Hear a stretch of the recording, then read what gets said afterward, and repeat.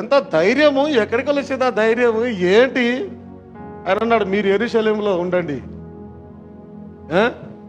పైనుండి మీకు ఆత్మ ఇవ్వబడుతుంది, ఆ తర్వాత మీరు శక్తి నొందెదరు. ఈ ధైర్యం ఎక్కడి నుంచి వచ్చింది? పైనుంచి వచ్చిన ధైర్యం అది. ఎప్పుడైతే పరిశుద్ధాత్మ మీ మీదకి వస్తుందో మీరు శక్తి నొందెదరు. ఇంతకుముందు నేను బోధించాను, గుర్తుందా? పరిశుద్ధాత్మ నీ మీదకి దిగి వచ్చే వరకు మీరు బయటికి వెళ్ళొద్దు అంటాడు ఆయన. ఈ గోడలు దాటి బయటికి వెళ్ళొద్దు, మీరు అప్పర్ రూమ్లోనే ఉండండి. ఎప్పుడైతే పరిశుద్ధాత్మ మీ మీదకి వస్తుందో మీరు శక్తి నొందుతారు, అప్పుడు మీరు వెళ్ళండి అని అంటాడు ఆయన బయటికి. ఆమేన్. ఒకవేళ పరిశుద్ధాత్మ పొందకుండా వారు బయటికి వెళ్ళింటే ఖచ్చితంగా భయపడేవారు, విశ్వాసాన్ని కోల్పోయేవారు. కానీ ఇప్పుడు భయం లేదు, విశ్వాసం మీద బలముగా ఉన్నారు. కారణం ఏంటంటే వారుగా జీవించడం లేదు, కానీ క్రీస్తు వారిలో జీవిస్తూ ఉన్నాడు. ఇంకా చాలా జాగ్రత్తగా గమనించాలి. శ్రమలు వీరు పొందడం లేదు, ఆ విషయాన్ని మీరు గమనించాలి. ఎలా భరిస్తూ ఉన్నారు దాన్ని వారు? యాక్చువల్లీ వారు భరించడం లేదు దాన్ని. శ్రమలు వీరు పొందడం లేదు. Praise the Lord. శ్రమలు ఎవరు పొందుతూ ఉన్నారు? ఎప్పుడైతే సౌలు ఆ దమస్కు మార్గంలో లెటర్ తీసుకొని పోతూ ఉన్నాడు, దమస్కులో ఉన్న క్రైస్తవులందరూ హతమార్చడానికి వెళ్ళుచూ ఉన్నాడు ఆయన. ఎప్పుడైతే వెళ్ళుచూ ఉన్నాడో ఒక వెలుగు వచ్చి ఆయన తాకింది మధ్యలో. ఆ వెలుగు తాకగా ఆయన కింద పడిపోయి ఉన్నాడు. కింద పడిపోయి కళ్ళు మూసిపోయినాయి. ప్రభువా నువ్వు ఎవడవే? ఆయన అంటున్నాడు ప్రభువా అంటాడు. ఒక యూదుడు ప్రభువా అని అన్నాడంటే యెహోవాని మాత్రమే అంటాడు. యాక్చువల్ ఆయన ఎవరిని ప్రభు అన్నాడు? ఆయన యూదుడు. దాంట్లో చాలా మత విషయాలలో ఆరితేరిన వాడు సౌలు.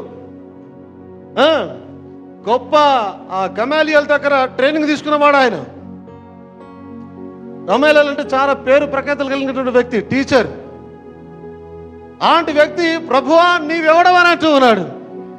అప్పుడు అంటున్నాడు ప్రభు, నీవు హింసించుచున్న యేసును. ఇప్పుడు చాలా జాగ్రత్తగా గమనించండి. పరిశుద్ధాత్మ వచ్చినప్పుడు వారి శరీరాలకు పోయి లోపల అంటే లోన మొత్తం పరిశుద్ధాత్మ నిండుకొని ఉన్నది.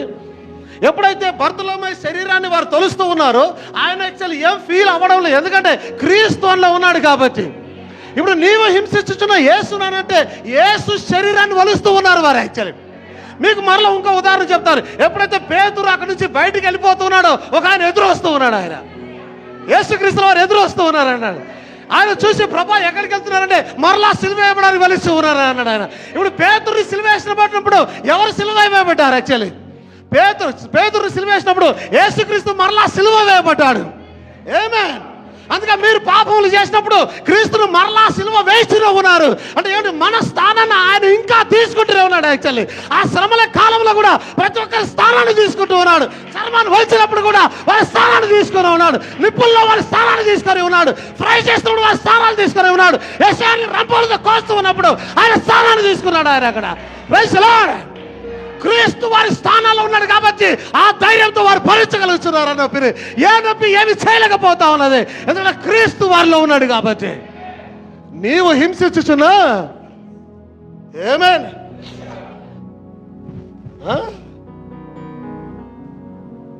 అందుకే నువ్వు లోకాన్ని జయించినప్పుడు నువ్వు ఏమాత్రం భయపడు, నీకే బాధ కలగది, ఏ ఆశలు ఉండవు నీకు. ఆమేన్.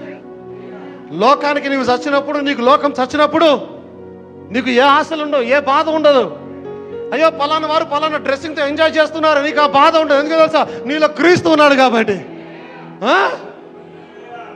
నువ్వు చాలా మండిగా తయారైపోతావు. పౌలును హెచ్చరిస్తున్నారు, వెళ్ళొద్దాయా. అక్కడున్న సంఘస్థులు అంటున్నారు, నువ్వు వెళ్ళొద్దాయా, చంపేస్తారు.